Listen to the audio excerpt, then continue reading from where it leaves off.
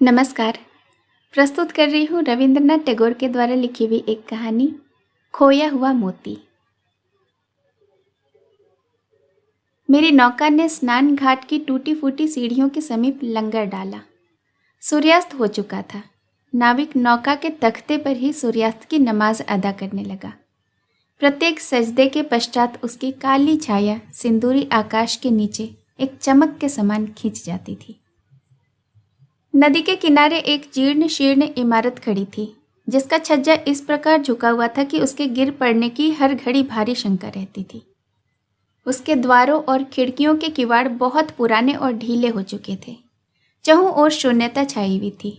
उस शून्य वातावरण में सहसा एक मनुष्य की आवाज़ मेरे कानों में सुनाई पड़ी और मैं कांप उठा।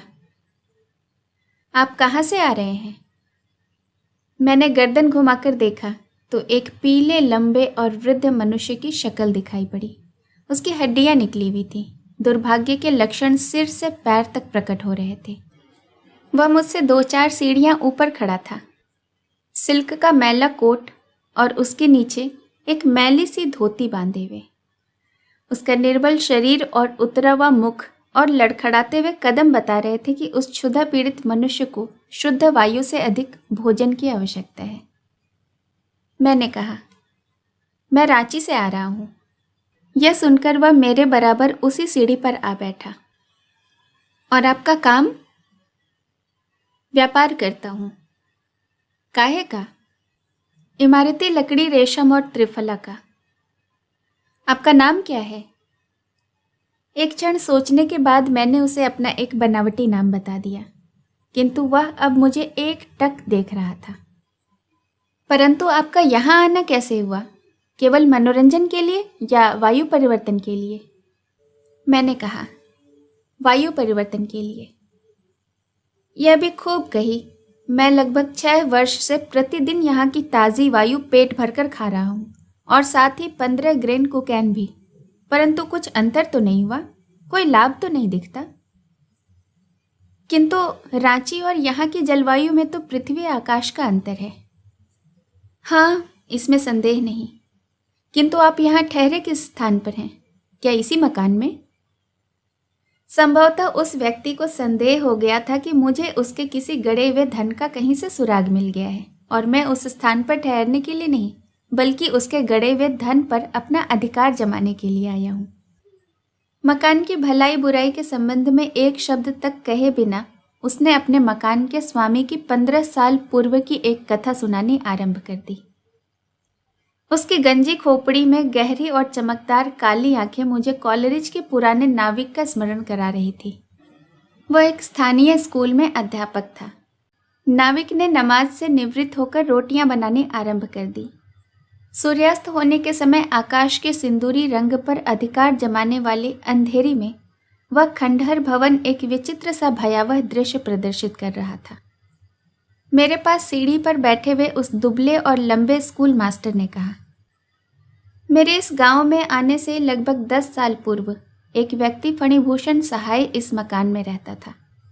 उसका चाचा दुर्गा मोहन बिना अपने किसी उत्तराधिकारी के ही मर गया, जिसकी संपूर्ण संपत्ति और विस्तृत व्यापार का अकेला वही अधिकारी था। पाश्चात्य शिक्षा और नई सभ्यता का भूत फणिभूषण पर सवार था। कॉलेज में कई वर्षों तक शिक्षा भी प्राप्त कर चुका था। वह अंग्रेजों की भांति कोठी में जूता पहने फिरा करता था। यह कहने की आवश्यकता नहीं कि ये लोग उनके साथ कोई व्यापारिक रियायत देने के रवादार न थे। वे भली भांति जानते थे कि फणिभूषण आखिर को एक नए बंगाल की वायु में सांस ले रहा है। इसके अतिरिक्त एक और बला उसके सिर पर सवार थी, अर्थात उसकी पत्नी परम सुंदरी थी। यह सुंदर बाला और पाश्चात्य शिक्षा दोनों उसके पीछे ऐसी पड़ी थी कि तौबा भली। खर्च सीमा से बाहर। तनिक शरीर गर्म हुआ और झट सरकारी डॉक्टर खटखट करते आ पहुंचे। विवाह तो संभवतः आपका भी हो चुका है। आपको भी वास्तव में यह अनुभव हो गया होगा कि स्त्री कठोर स्वभाव वाले पति को सर्वदा पसंद करती है। वह अभागा व्यक्ति जो अपनी पत्नी के प्रेम से वंचित हो, यह न समझ बैठे कि वह इस संपत्ति से माला माल नहीं या सौंदर्य से वंचित है। विश्वास कीजिए, वह अपनी सीमा से अधिक कोमल प्रकृति और प्रेम के कारण इसी दुर्भाग्य में फंसा हुआ है। मैंने इस विषय में खूब सोचा है और इस तथ्य पर पहुंचा हूं, और यह ठीक भी है। पूछिए क्यों? लीजिए, इस प्रश्न का संक्षिप्त और विस्तृत उत्तर इस प्रकार है। या तो आप अवश्य मानेंगे कि कोई भी व्यक्ति उस समय तक वास्तविक प्रसन्नता नहीं प्राप्त कर सकता जब तक कि उसे अपने जन्मजात विचार और स्वाभाविक योग्यताओं को प्रकट करने के लिए एक विस्तृत क्षेत्र न प्राप्त हो। हिरण को आपने देखा है, वह अपने सींगों को वृक्षों से रगड़कर आनंद प्राप्त करता है, नर्म और नाजुक केले के खंभे से नहीं। सृष्टि के आरंभ से ही नारी जाति इस जंगली और कठोर स्वभाव वाले पुरुष को जीतने के लिए विशेष ढंग सीखती चली आ रही है। यदि उसे पहले ही से आज्ञाकारी पति मिल जाए तो उसके वे आकर्षक हथकंडे जो उसको माँ और दादियों से बपौती रूप में मिले हैं और लंबे समय से निरंतर चलते रहने के कारण सीमा से अधिक सत्य भी सिद्ध हुए हैं, न केवल बेकार रह जाएंगे बल्कि स्त्रियों को भार स्वरूप मालूम होने लगेंगे। स्त्री अपने आकर्षक सौंदर्य के बल पर पुरुष का प्रेम और उसकी आज्ञाकारिता प्राप्त करना चाहती है, किंतु जो पति स्वयं ही उनके सौंदर्य के सामने झुक जाए वह वास्तव में दुर्भाग्यशाली होता है, और उससे अधिक उसकी पत्नी। वर्तमान सभ्यता ने ईश्वर प्रदत्त उपहार अर्थात पुरुष की सुंदर कठोरता उससे छीन ली है। पुरुष ने अपनी निर्बलता से स्त्री के दाम्पत्य बंधन को बड़ी सीमा तक ढीला कर दिया है। मेरी इस कहानी का अभागा फणिभूषण भी इसी नवीन सभ्यता की छलना से छला हुआ था, और यही कारण था कि न वह अपने व्यापार में सफल था और न ही गृहस्थ जीवन से संतुष्ट। यदि एक ओर वह अपने व्यापार में लाभ से बेखबर था तो दूसरी ओर अपनी पत्नी के पतित्व अधिकार से वंचित। फणिभूषण की पत्नी मणिमालिका को प्रेम और विलास सामग्री बेमांगे मिली थी। उसे सुंदर और बहुमूल्य साड़ियों के लिए अनुनय विनय तो क्या, पति से कहने की आवश्यकता तक न होती थी। सोने के आभूषणों के लिए उसे झुकना न पड़ता था। इसीलिए उसके स्त्रियोचित स्वभाव को आज्ञा देने वाले स्वर का जीवन में कभी आभास न हुआ था। यही कारण था कि वह अपनी प्रेयसी भावनाओं में आवेश की स्थिति उत्पन्न न कर पाती थी। उसके सीधे स्वभाव का पति इस मिथ्या भावना की कहावत से प्रसन्न था कि कर्म किए जाओ और फल की कामना मत करो, तुम्हारा परिश्रम कभी अकारथ नहीं जाएगा। वह इसी मिथ्या भावना के पीछे हाथ पैर मारे जा रहा था। परिणाम यह हुआ कि उसकी पत्नी उसे ऐसी मशीन समझने लगी जो बिना चलाए चलती है। स्वयं ही बिना कुछ कष्ट किए सुंदर साड़ियाँ और बहुमूल्य आभूषण बनाकर उसके कदमों पर डालती रहती है। उसके पुर्जे इतने शक्तिशाली और टिकाऊ थे कि कभी भी उसमें तेल डालने की उसे आवश्यकता नहीं होती। फणिभूषण की जन्मभूमि और रहने का स्थान समीप का ही एक देहात का गांव था, किंतु उसके चाचा के व्यापार का मुख्य स्थान यही शहर था। इसी कारण उसकी आयु का अधिक भाग यहीं व्यतीत हुआ था। वैसे माँ मर चुकी थी, किंतु मौसी और मामियाँ आदि ईश्वर की कृपा से विद्यमान थीं। परंतु वह विवाह के फौरन बाद ही मणिमल्लिका को लेकर अपने साथ आ गया। उसने विवाह अपने सुख के लिए किया था, न कि संबंधियों की सेवा के लिए। पत्नी और उसके अधिकारों में पृथ्वी आकाश का अंतर है। पत्नी को प्राप्त कर लेना और फिर उसकी देखभाल करना उसको अपना बनाने के लिए काफ़ी नहीं हुआ करता। मणिमल्लिका सोसाइटी की अधिक भक्त न थी, इसलिए व्यर्थ का खर्च भी न करती थी, बल्कि इसके प्रतिकूल बड़ी सावधानी रखने वाली थी।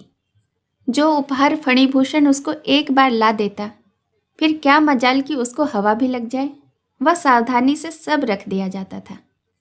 कभी ऐसा नहीं देखा गया कि किसी पड़ोसिन ने उसको भोजन पर भी बुलाया हो। वह उपहार या भेंट लेने देने के पक्ष में भी न थी।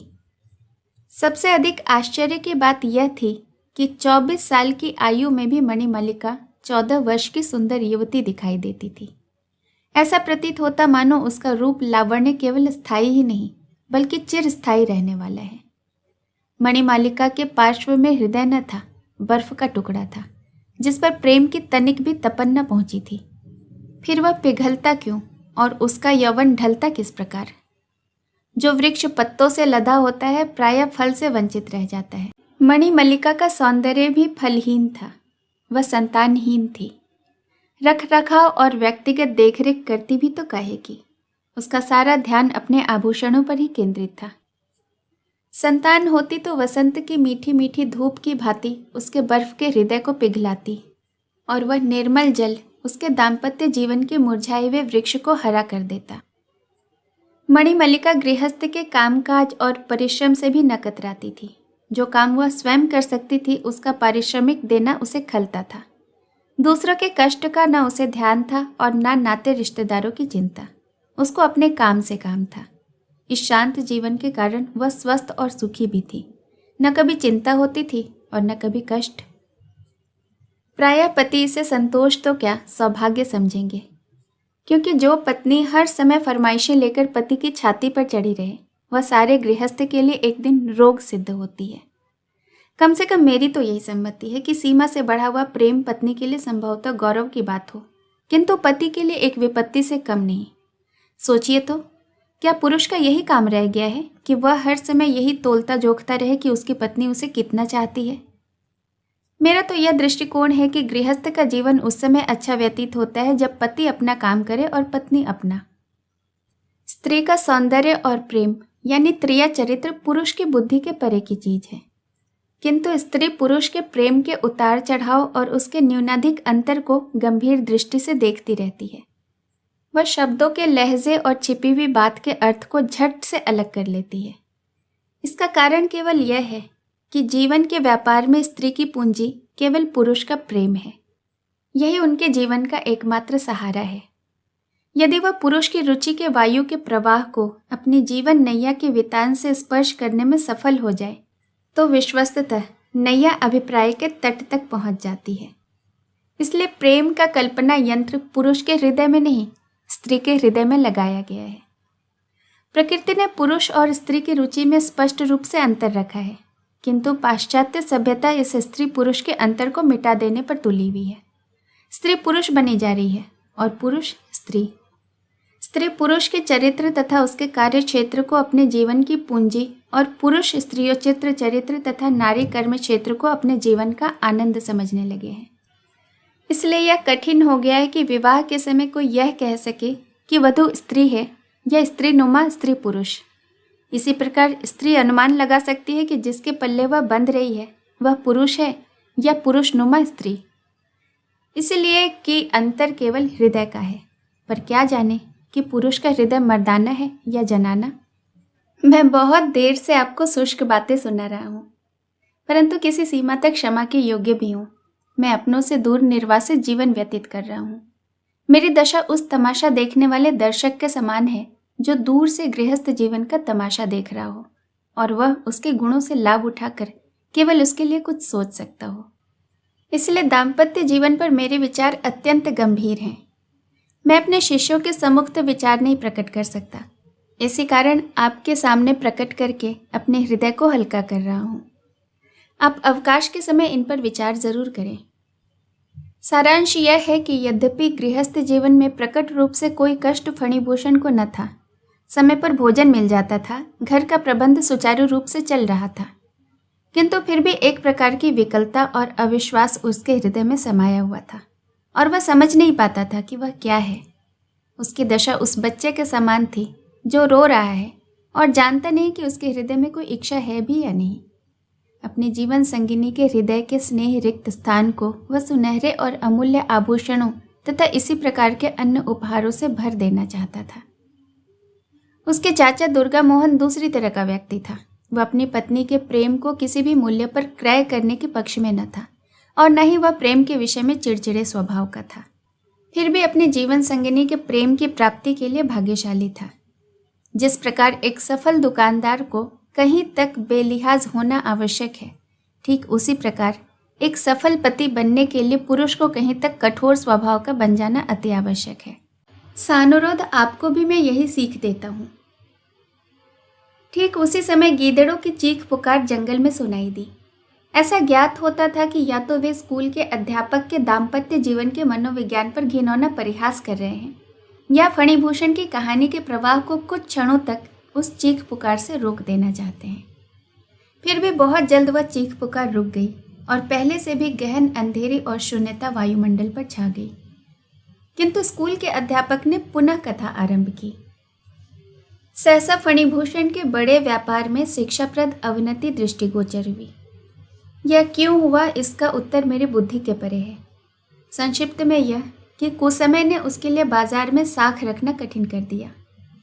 यदि किसी प्रकार कुछ दिनों के लिए वह एक बड़ी पूंजी प्राप्त करके मंडियों में फैला सकता तो संभव था कि बाजार से माल को न खरीदने के तूफान से बच निकलता, किंतु इतनी बड़ी रकम का तुरंत प्रबंध खाला का घर न था। यदि स्थानीय साहूकारों से कर्ज मांगता तो अनेक प्रकार की अफवाहें फैल जाती और उसके साख को असहनीय हानि पहुंचती। यदि पत्र व्यवहार से भुगतान का ढंग करता तो रुपया या पर्चे के बिना संभव न था और इससे उसकी ख्याति को बड़ा आघात पहुंचने की संभावना थी।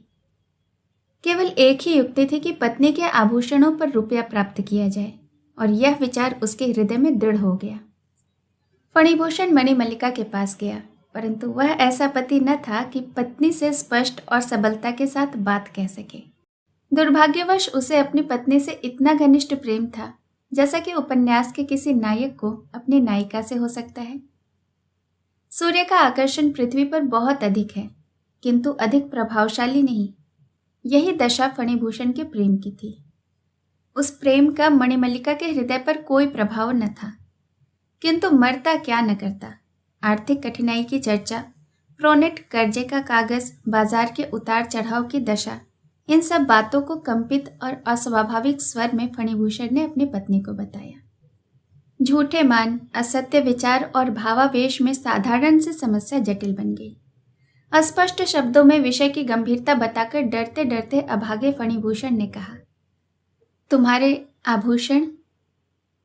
मणिमल्लिका ने न हाँ कहा न ना, और न ही उसके मुख से कुछ ज्ञात होता था। उस पर गहरा मौन छाया हुआ था। फणिभूषण के हृदय को गहरा आघात पहुंचा, किंतु उसने प्रकट नहीं होने दिया। उसमें पुरुषों का सा वह साहस न था कि प्रत्येक वस्तु का वह प्रतिदिन निरीक्षण करता। उसके इनकार पर उसने किसी प्रकार की चिंता नहीं प्रदर्शित की। वह ऐसे विचारों का व्यक्ति था कि प्रेम के जगत में शक्ति और आधिक्य से काम नहीं चल सकता। पत्नी की स्वीकृति के बिना वह उसके आभूषणों को छूना भी पाप समझता था। इसलिए निराश होकर रुपये की प्राप्ति के लिए युक्तियां सोचकर कलकत्ता चला गया। पत्नी अपने पति को प्रायः जानती है, उसकी नस नस से परिचित होती है, पर पति अपनी पत्नी के चरित्र का इतना गंभीर अध्ययन नहीं कर सकता। यदि पति कुछ गंभीर व्यक्ति हो तो पत्नी के चरित्र का कुछ भाग उसकी तीक्ष्ण दृष्टि से बचाकर जान लेता है। संभवतः यह सत्य है कि मणिमल्लिका ने फणिभूषण को अच्छी तरह न समझा। एक पाश्चात्य व्यक्ति का व्यक्तित्व मूर्ख स्त्री के अंधविश्वास जैसे जीवन और उसकी समझ बूझ से प्रायः ऊंचा होता है। वह स्वयं स्त्री की भांति एक रोमांचकारी व्यक्तित्व बनकर रह जाता है और इसी कारण पुरुष की उन दशाओं में से किसी में भी फणिभूषण को पूरी तरह सम्मिलित नहीं किया जा सकता। मूर्ख, अंधा, जंगली। मणिमालिका ने अपने बड़े सलाहकार मधुसूदन को बुलाया। यह दूर के रिश्ते का चचेरा भाई था और फणिभूषण के व्यापार में एक आसामी की देखरेख पर नियुक्त था। योग्यता के कारण नहीं, बल्कि रिश्तेदारी के जोर पर वह उस आसामी पर अधिकार जमाए हुआ था। काम की चतुराई के कारण नहीं, बल्कि रिश्तेदारी की धौंस में वह हर माह वेतन से भी अधिक रकम उड़ा ले जाता था। मणिमल्लिका ने सारी राम कहानी उसके सामने वर्णन की और अंत में पूछा, क्या करूं? नेक सलाह दो। मधु ने बुद्धिमत और दूरदर्शिता के ढंग से सिर हिलाकर कहा, मेरा तो माथा ठनकता है, इस मामले में कुशल नहीं दिखाई देती। सांसारिक बुद्धिहीन व्यक्तियों को हर कार्य में संदेह ही दिखाई देता है, उनको किसी काम में कुशल नहीं दिखाई देती। मधु, फणिभूषण को रुपया तो मिलने से रहा, अंत में तुम्हें भी आभूषणों से हाथ धोने पड़ेंगे। सांसारिक समस्याओं और पुरुष तथा नारी के संबंध में जो मणिमल्लिका के अपने व्यक्तिगत विचार थे, उनके प्रकाश में मधु के निकले हुए परिणाम का प्रथम भाग संभावित और दूसरा भाग सत्य मालूम होता था। विश्वास उसके हृदय से जाता रहा था। संतान उसकी थी नहीं, बाकी रहा पति, वह किसी गिनती में ही न था। अतः उसका संपूर्ण ध्यान अपने आभूषणों पर ही केंद्रित था। इन्हीं से उसके हृदय की प्रसन्नता थी, यही उसको संतान के समान प्रिय थे। संतान को माँ से छीन लिया जाए, फिर देखिए ममता की क्या दशा होती है। यही दशा मणिमल्लिका की थी। उसका यह विचार था कि उसके आभूषण पति के मंसूबों की भेंट हो जाएंगे। फिर मुझे क्या करना चाहिए? अभी मैके चली जाओ और सारे आभूषण वहां छोड़कर आ जाओ, चालक मधु ने कहा। इस प्रकार उसकी हांडी को भी बघार लगता है। यदि सारे नहीं तो कुछ आभूषण मधु को अपने हत्थे चढ़ने की भी आशा थी। मणिमल्लिका उसी समय सहमत हो गई। बढ़ते हुए अंधकार से स्कूल के अध्यापक पर भी गंभीरता छा गई थी। कुछ क्षणों के पश्चात उसने फिर वर्णन करना आरंभ कर दिया। झुटपुटे के समय जबकि सावन की घटाएं आकाश पर डेरा जमाई हुई थीं, मूसलाधार वर्षा हो रही थी। एक नौका ने रेतीली सीढ़ियों पर लंगर डाला। दूसरे दिन प्रातः घटाटोप अंधेरे में मणिमल्लिका आई और एक मोटी सी चादर में सिर से पांव तक लिपटी हुई नौका पर सवार हो गई। मधु, जो रात में उसी नौका में सोया हुआ था, उसकी आहट से जग गया। उसने कहा, आभूषणों की संदूकची मुझे दे दो ताकि मैं सुरक्षित जगह पर रख सकूं। मणिमल्लिका, अभी ठहरो, जल्दी क्या है, चलो तो सही, आगे देखा जाएगा। नौका का लंगर उठा और वह फुफकार मारती हुई नदी की लहरों से जूझने लगा। मणिमल्लिका ने सारे आभूषण एक एक करके पहन लिए। संदूक में बंद करके ले जाना उसे असुरक्षित मालूम होता था। मधु हक्का बक्का रह गया जब उसने देखा कि मणि के पास संदूकची नहीं है। उसको इसकी कल्पना भी न थी कि उसने आभूषणों को अपने प्राणों से लगा के रखा है। चाहे मणिमल्लिका ने फणिभूषण को न समझा था, किंतु मधु के चरित्र का उसने बहुत ठीक अंदाजा लगाया था। जाने से पहले मधु ने फणिभूषण के एक विश्वासी मुनीम को लिख भेजा था कि मैं मणिमल्लिका के साथ उसको मैके पहुंचाने जा रहा हूं। यह मुनीम दुनिया का अनुभवी और बड़ी आयु का था और फणिभूषण के पिता के समय से ही वह उसके साथ था। उसको मणिमल्लिका के जाने से बहुत चिंता और संदेह हुआ। उसने अपने मालिक को फौरन लिखा। वफादारी और खैर ख्वाही ने उसे प्रेरणा दी और अपने पत्र में अपने मालिक को उसने खूब खरी खोटी सुनाई। पति की लाज और दूरदर्शिता दोनों का यह अर्थ नहीं है कि पत्नी को इस प्रकार स्वतंत्र छोड़ दिया जाए। मणिमल्लिका के हृदय के संदेह को फणिभूषण समझ गया। उसे अत्यंत दुख हुआ, पर इस संबंध में वह एक शब्द भी शिकायत जबान पर न लाया। अपमान और कष्ट सहे, किंतु उसने मणिमल्लिका पर कोई दबाव डालना उचित न समझा। किंतु फिर भी इतना अविश्वास। वर्षों से वह मेरे एकांत की और सांसारिक साथी रही है। आश्चर्य है कि उसने मुझे तनिक भी न समझा। इस मौके पर कोई और होता तो क्रोधावेश में न जाने क्या कर बैठता, किंतु फणिभूषण मौन था और दुख प्रकट करके मणिमल्लिका को दुखित करना उचित न समझता था। पुरुष को चाहिए कि वह दवानल की भांति जरा जरा सी बात पर भड़क जाए, जिस प्रकार स्त्री सावन के बादलों की भांति बात बात पर आंसुओं की झड़ी लगा देती है। किंतु अब वह पहले से दिन कहाँ। फणिभूषण ने मणिमल्लिका को उसकी अनुपस्थिति में बिना सूचना दिए जाने के विषय में कोई डांट फटकार का पत्र न लिखा, बल्कि यह निश्चय कर लिया कि मरते दम तक उसके आभूषणों का नाम तक जबान पर न लाएगा। रुपये की वसूली में फणिभूषण सफल हो गया। उसके व्यापारिक रास्ते खुल गए। 10 दिन के पश्चात वह अपने घर को वापस चला, इस विचार को लिए हुए कि आभूषण मैके में छोड़कर मणिमल्लिका घर को वापस आ गई होगी।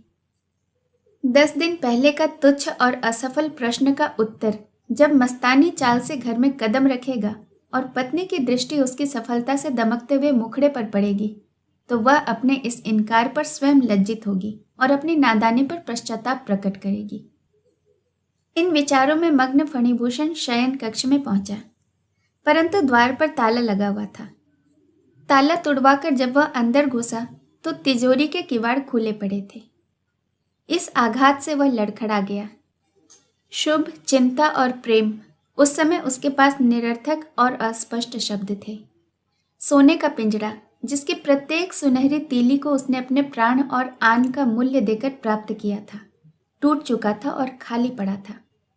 वह अब दिवालिया था और सिवाय गहरी उसास, आंसू और हृदय की टीस के अतिरिक्त उसके पास और कुछ न था।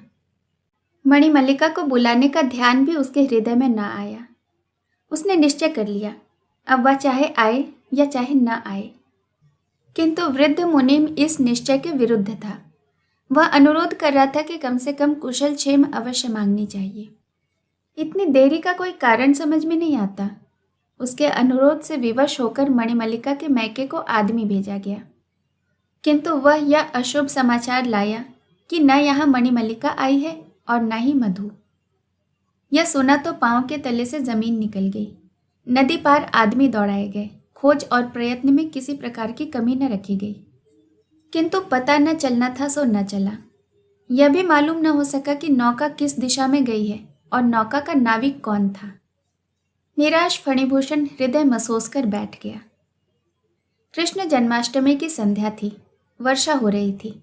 फणिभूषण शयन कक्ष में अकेला था। गांव में एक व्यक्ति भी बाकी न था। जन्माष्टमी के मेले ने गांव का गांव सूना कर दिया था। मेले की चहल पहल और महाभारत के नाटक के शौक ने बच्चे से लेकर बूढ़े तक को खींच लिया था। शयन कक्ष की खिड़की का एक किवाड़ बंद था। फणिभूषण दीन दुनिया से बेखबर बैठा हुआ था। संध्या का झुटपुटा रात्रि के गहन अंधेरे में परिवर्तित हो गया। किंतु इस भयावने अंधेरे, मूसलाधार वर्षा और ठंडी वायु का उसको ध्यान भी न था। दूर से गाने की मधुर ध्वनि से उसकी श्रवण शक्ति सर्वथा बेसुध थी। दीवार पर विष्णु और लक्ष्मी के चित्र लगे हुए थे। फर्श साफ था और प्रत्येक वस्तु उपयुक्त स्थान पर रखी हुई थी। पलंग के समीप एक खूंटी पर एक सुंदर और आकर्षक साड़ी लटकी हुई थी। सिरहाने पर छोटी सी मेज पर पान का बीड़ा स्वयं मणिमल्लिका के हाथ से बना हुआ रखा रखा सूख चुका था। विभिन्न वस्तुएं सलीके से अपने अपने स्थान पर रखी हुई थी।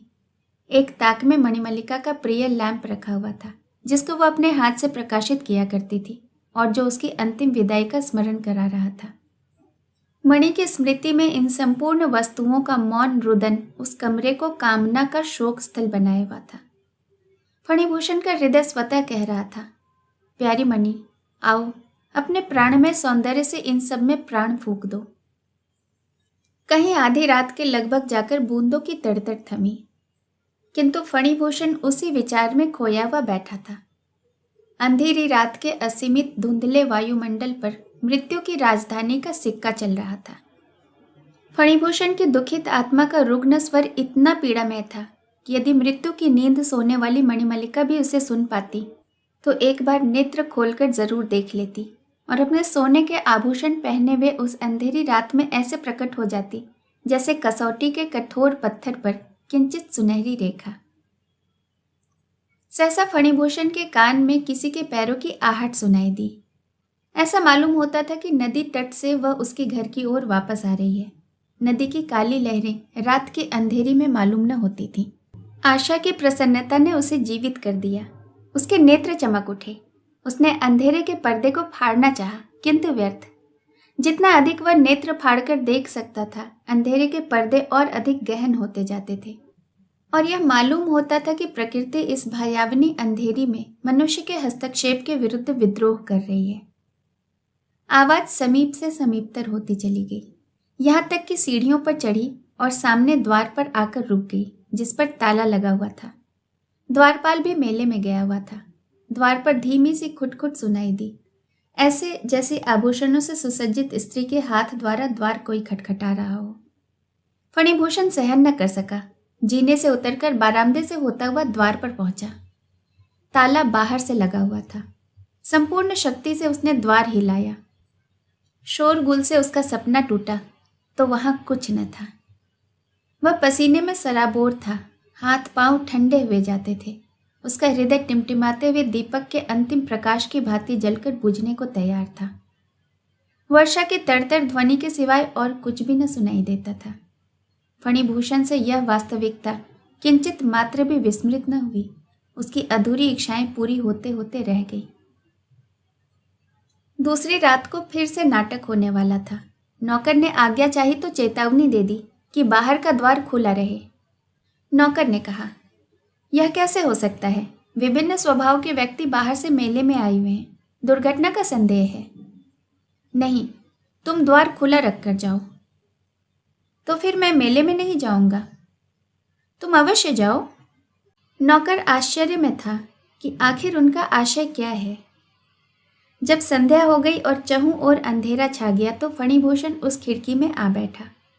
आकाश पर गहरा कोहरा छाया हुआ था। घनघोर घटाएं ऐसी तुली खड़ी थी कि जल थल एक कर दे। चहुं ओर शून्यता का राज्य था। ऐसा मालूम होता था कि सारे संसार का वायुमंडल मौन भाव से किसी मधुर ध्वनि को सुनने के लिए अपने कानों को लगाए हुए है। मेंढकों की निरंतर टरटर और ग्रामीण स्वांगों की कंपित ध्वनि भी उस शून्यता में बाधक न मालूम होती थी। आधी रात के लगभग फिर संपूर्ण शोर, चहल पहल रात्रि के मौन में सोने लगा। रात ने अपने काले वस्त्रों पर एक और काला आवरण डाल दिया। पहली रात की भांति फणिभूषण को फिर वही आवाज सुनाई दी। उसने नदी की ओर दृष्टि उठाकर भी न देखा। ईश्वर न करे कोई अनाधिकार चेष्टा द्वारा समय के पूर्व ही उसकी आकांक्षाओं का खून कर दे। वह मूर्तिवत बैठा रहा, जैसे किसी लकड़ी की प्रतिमा को बनाकर सरेस से कुर्सी पर चिपका दिया जाता हो। पंजों की आहट सुनसान घाटियों की सीढ़ी की ओर से आकर मुख्य द्वार में प्रविष्ट हुई। चक्कर वाले जीने की सीढ़ियों पर चढ़कर अंदर के कमरे की ओर बढ़ी। लहरों की प्रतिस्पर्धा में आपने नौका तो देखा होगा। इसी प्रकार फणिभूषण का हृदय बल्लियों उछलने लगा।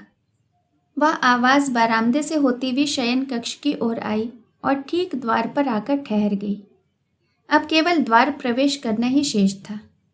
फणिभूषण की आकांक्षाएं मचल उठी। संतोष का आंचल हाथ से जाता रहा। वह सहसा कुर्सी से उछल पड़ा। एक दुख भरी चीख मणि उसके मुंह से निकली, किंतु दुख है कि उसके पश्चात मेढकों की आवाज और वर्षा की बड़ी बड़ी बूंदों की तड़तड़ के सिवाय और कुछ भी न था। दूसरे दिन मेला छटने लगा। दुकानें आरंभ हो गई। दर्शक अपने अपने घरों को वापस जाने लगे। मेले की शोभा भी समाप्त हो गई। फणिभूषण ने दिन में व्रत रखा और सब नौकरों को आज्ञा दे दी कि आज रात को कोई भी व्यक्ति घर पर न रहे। नौकरों का विचार था कि हमारे मालिक आज किसी विशेष मंत्र का जाप करेंगे। संध्या समय जब कहीं भी आकाश की टुकड़ियों पर बादल न थे, वर्षा से धुले हुए वायुमंडल से सितारे चमकने लगे थे। पूर्णिमा का चांद निकला हुआ था। वायु भी मंद मंद बह रही थी। मेले से लौटे हुए दर्शक अपनी थकान उतार रहे थे और बेसुध हुए सो रहे थे, और नदी पर कोई नौका न दिखाई देती थी। फणिभूषण उसी खिड़की में आ बैठा और तकिए से सिर लगाए आकाश की ओर ध्यान से देखने लगा। उसको उस समय वह समय याद आया जब वह कॉलेज में शिक्षा प्राप्त कर रहा था। संध्या समय चौक में लेटकर अपनी भुजा पर सिर रखकर झिलमिलाते हुए तारों को देखकर मणिमल्लिका की सुंदर कल्पना में खो जाया करता था। उन दिनों कुछ समय का विछोह मिलन की आशाओं को अपने आंचल में लिए हुए बहुत ही प्रिय मालूम हुआ करता था, परंतु वह सब कुछ अब स्वप्न मालूम होता था। सितारे आकाश से ओझल होने लगे थे। अंधकार ने दाएं बाएं और ऊपर नीचे सब ओर पर्दे डालने आरंभ कर दिए, और ये पर्दे आंख की पलकों की भांति परस्पर मिल गए। संसार स्वप्नमय हो गया। किंतु आज फणिभूषण पर एक विशेष प्रकार का प्रभाव सा था।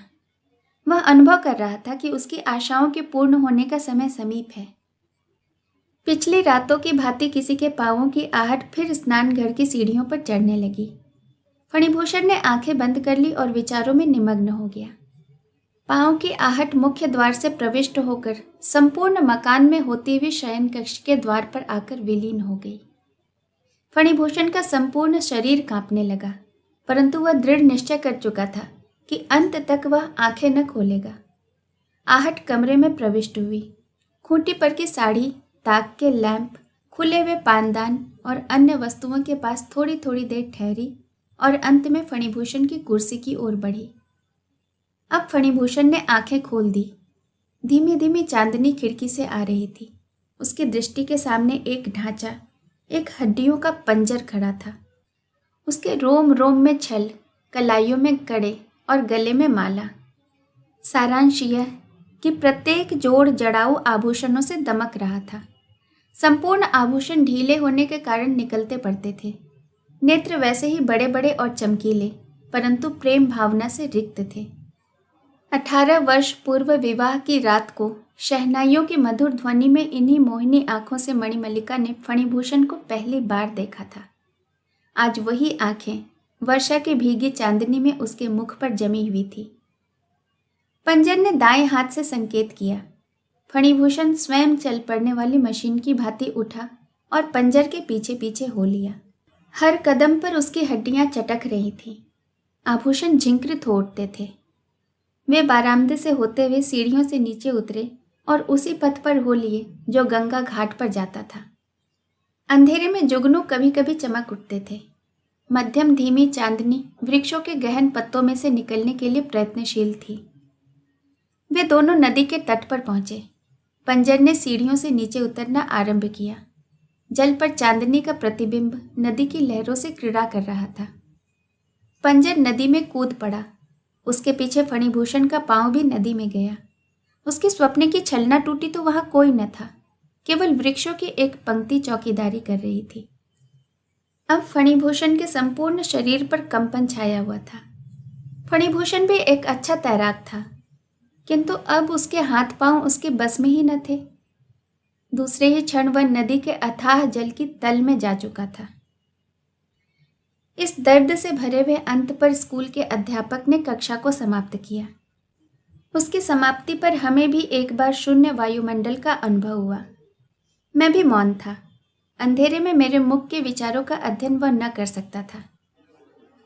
उसने संदेह की मुद्रा में पूछा, क्या आप इसको कहानी कहते हैं?